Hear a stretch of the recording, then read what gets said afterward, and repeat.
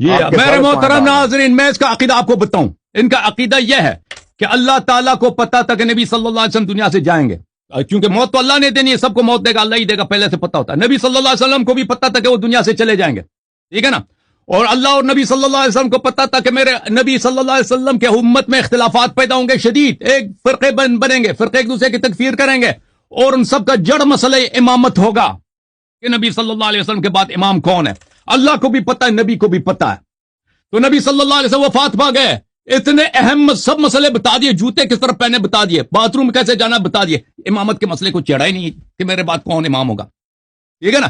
یہ بتایا ہی نہیں، ایسے چلے گئے. لوگ حیران ہے کہ بھئی آج تک جو لڑائی ہو رہی ہے کہ امام کون ہے. غیر منصوص من اللہ کا مطلب کیا ہے کہ یعنی اللہ نے بیان نہیں کیا ہے. غیر منصوص کا کیا مطلب ہے؟ منصوص یعنی بیان، تبیین. اللہ تعالیٰ نے بیان ہی نہیں کیا، نبی صلی اللہ علیہ وسلم نے بیان نہیں کیا. اور یہ ان کے عقیدے کا اساس یہی ہے، ان کے عقیدے کا بنیاد ہی یہی ہے کہ اللہ نے بیان نہیں کیا، صحابہ نے خود اپنے سے امام بنا دیا. جی کسی نے مانا ہے، کسی نے نہیں مانا، جو آج تک جاری ہے. اور یہ کہتا ہے کہ دین کامل الیوم اکملت لکم دینکم. تمہارا بنیادی عقیدہ جو امامت کے متعلق ہے، کوئی بھی شخص سوچے نا عدم بیان من اللہ، کہ اللہ تعالیٰ خود کہتا ہے کہ میں نے قرآن ہدایت کے لیے دین کامل کر کے بھیجا، بیان کے لیے بھیجا. تم کہتے ہیں بیان ہی نہیں کیا ہے. یہ نبی صلی اللہ علیہ وسلم پہ تان ہے، اللہ کی الوہیت پہ تان ہے. نہ قرآن جمع فرمایا، نہ سنت جمع فرمایا، ایسے مر گئے جی چلے گئے، نہ کچھ بھی، کسی کو پتہ نہیں کہ امام کون ہے. ہم کہتے ہیں کہ اللہ کی جانب سے بیان موجود ہے. یہ شخص اگر کہتا ہے قرآن سے دکھاؤ، ہم قرآن سے دکھائیں گے. لیکن اگر کہتا ہے کہ نام دکھاؤ، تو پھر یہ بات ہوگی کہ تم پہلے قرآن، کامل قرآن لے کے آؤ. یہ کہنا یہ بات کا مسئلہ ہے، بات کا مسئلہ نہیں ہے. حجت پہ بات پہلے ہوگی اس چیز سے جس کو آپ حجت سے ثابت کریں گے، ٹھیک ہے نا. کہ کہتا اگر کوئی چیز قرآن میں نہیں ہے، یہ کیسے پتہ چلے گا قرآن میں نہیں ہے؟ کامل قرآن ہوگا تو پتہ چلے گا نا. یہ شخص دیکھیں ان کا مذہب کتنا فراڈ پہ مبنی ہے. اس نے جواب نہیں دیا. ایک طرف سے کہتے ہیں جو قرآن کو ناقص سمجھے وہ کافر ہے، دوسری طرف سے عمر ان کا قائل ہے قرآن ناقص ہے. جو کہتے قرآن ناقص ہے وہ کافر ہے، دوسری طرف سے عائشہ کہتی ہے قرآن ناقص ہے. بے شمار ایک میں نے ابھی کتنی دفعہ کہا کہ ایک صحابی کا قول نہیں ہے کہ قرآن کامل ہے. نبی صلی اللہ علیہ وسلم سے کوئی حدیث کچھ بھی نہیں ہے ان کے پاس. تو عرض یہ ہے، آپ مجھ سے یہ ڈیمانڈ کر سکتے ہو کہ قرآن یا سنت سے دکھاؤ.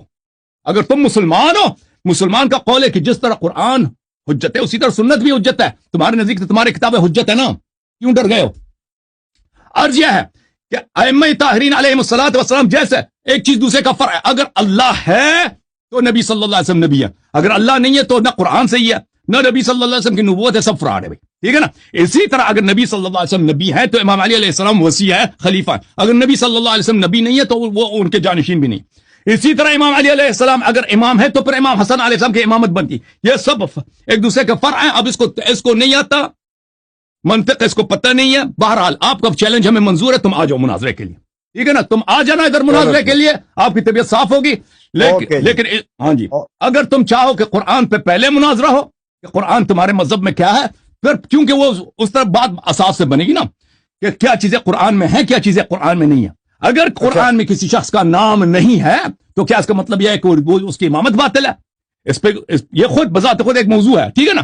کیونکہ مذہب میں قرآن ہی باطل ہے. لوگوں کو 1400 سال سے انہوں نے جھوٹ سنا ہے کہ قرآن کامل ہے ان کے مذہب. اچھا